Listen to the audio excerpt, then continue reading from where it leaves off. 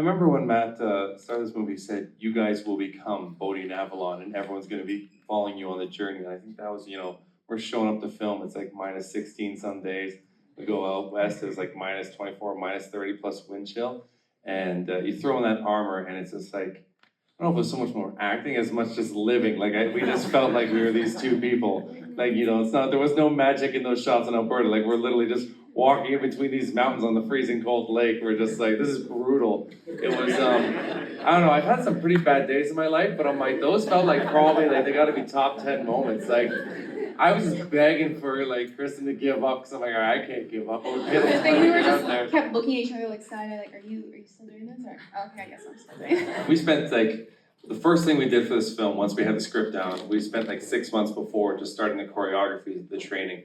Even when we weren't even sure the movie was going to be done, and there we were in our studio, Kristen, Matt, and I, and we're training in Dashu. Shortly after, I was at his gym, and we were going for months, days in, days out, doing it, and literally we didn't know if the movie was going to get done. And Matt's just like, this fight scene is so important, like these fight scenes, so we just have to make sure that it's absolutely good to go if we ever do this film. So that was something that was just a lot of hard work. And we watched a lot of films where they have fight scenes. We're like, okay, what do we like? What works? What doesn't work? And then we also, had to do some research just to see some actual, it's called treaties, is what medieval techniques that are written down. And so there's a couple ones, like the one time Dashu uses sword like an axe. And so I found out with two-handed swords, with looking through these treaties, that sometimes they'd use their two-handed swords, they'd switch the grip on it and use it to pry the other their opponent's weapon from them. So I was like, oh, that's cool. I haven't really seen that movie done before.